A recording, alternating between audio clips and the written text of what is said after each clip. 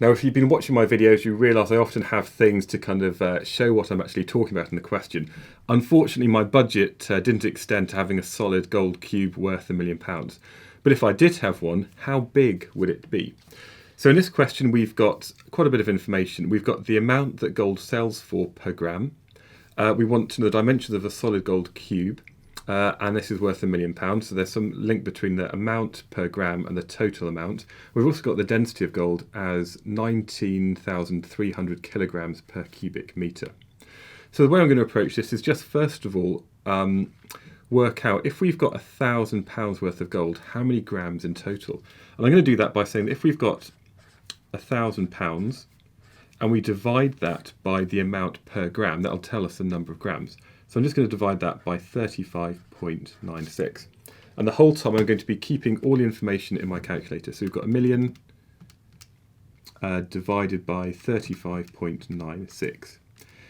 And this means that the total mass of gold is equal to 27,809 grams.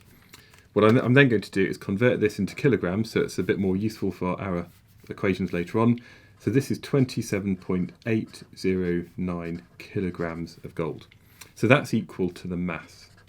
Now the equation we're going to use is that the density is equal to the mass divided by the volume, where we've got the mass in kilograms and the volume in cubic meters, which is how our density here has been given. But we want to work out the volume of this gold cube first of all. So we can say the volume is equal to the mass divided by the density. That's going to be this number up here.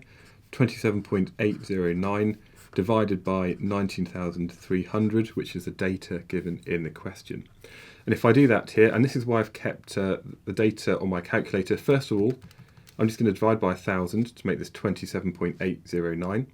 I'm then going to divide it by 19,300, and that means our volume is equal to 0.00144 cubic meters. Now that looks like a really small number, but you've got to remember that a cubic metre is a really large space. Now it says up here it's a cube as well, and if you want to work out the side of a cube, well basically all the sides are the same size. So if we take the cube root of this volume, that'll give us the length of a side. So to do that on this calculator, we can't just use the square root button, we've got to use the cube root button, which I get to by pressing Shift and then that button. And then I'm just going to press answer to get my previous calculated answer. We're going to take the cube root of that. And that then gives the side of our cube as equal to 0.112924 blah, blah, blah. So I'm just going to say that's 0.113 meters. Now the final thing is to actually have a bit of a sanity check. Does that sound about right?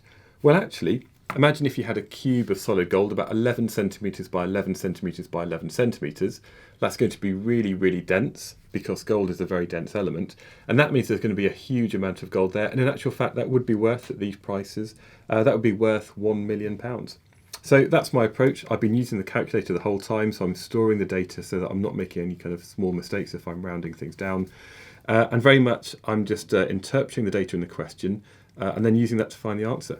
So in this case, the answer is each side is equal to 0.11 meters long.